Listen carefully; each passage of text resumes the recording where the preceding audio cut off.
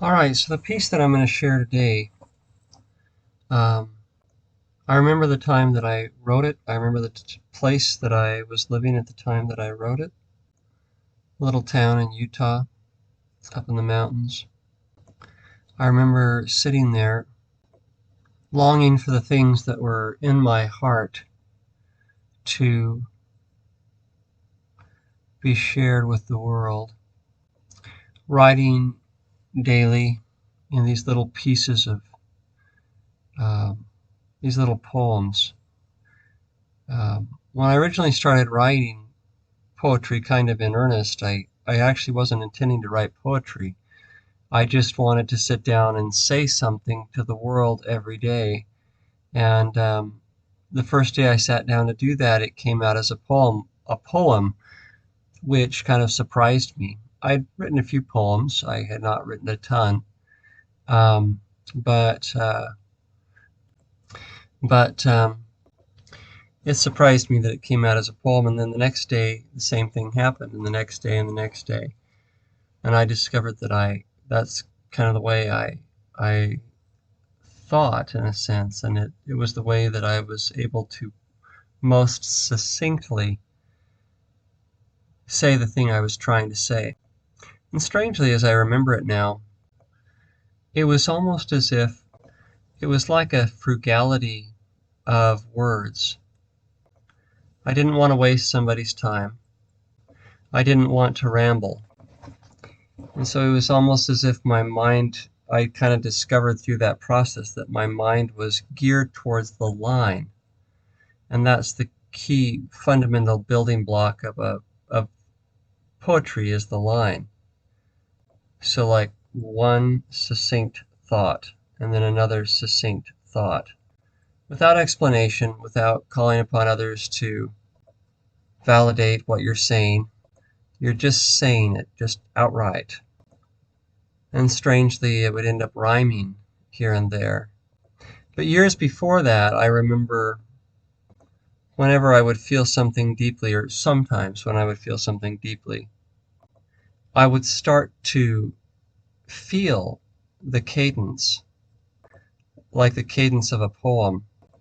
Da dun da dun dun dun da dun dun dun dun dun dun dun dun dun dun dun dun dun dun or whatever.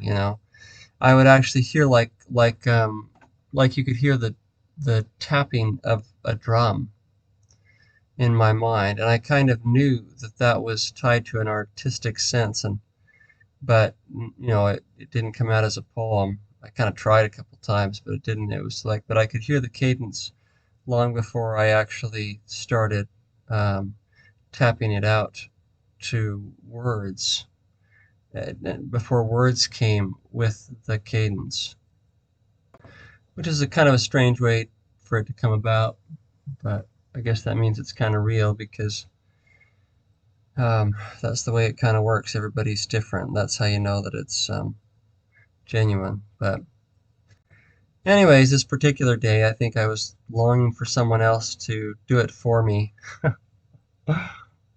Felt like I was talking to an empty room. I wanted somebody to bring a fife, bring a guitar, bring something to these plodding, rhythmic cadences. Wanted somebody to come and play a tune to the things that I was saying, and so that somebody would listen. And I wrote this little piece. So, and that was, I'll say that was the reason I wanted that, was that I felt like, maybe if there was a little music to all this, then people would listen. So anyway, here it goes. I call from within my empty chamber to no one there. I call for a fife, but it doesn't come. And all of the lyres are hired to woo the world with song, mirrored pools reflecting all the things they most desired but lost, or hoped to lose. And the world turns round, and the young girls are wooed by smooth guitars into the arms of men who will disappoint them, but not too much. And they find a little joy here and there, they too, and it's enough to satisfy for a season and an age, a generation, but not enough to stop the turning round and round, death and life and death. Never-ending misery is the tune, and hope and beauty and solemn resignation, and often gratitude for it all. But the song won't stop long enough to hear that there's something deeper than it all, something deep beneath the boards that frame the stage we all stand on. Ah, goodbye, world. I bid you adieu. I'm going down beneath, digging down to the thing we lost before we knew what it was to cry there in our mother's arms. The thing we knew before we knew. And now and then I stick my head out through the door and call for a fife to play the tune of something new. And now and then I stick my head out through the door.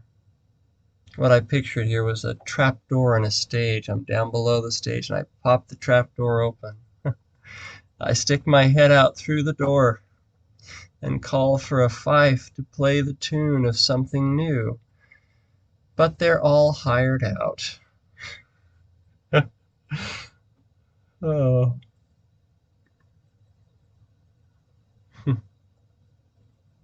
Wow. Yeah, wow, it kind of brings back something. Love you all. And God bless you.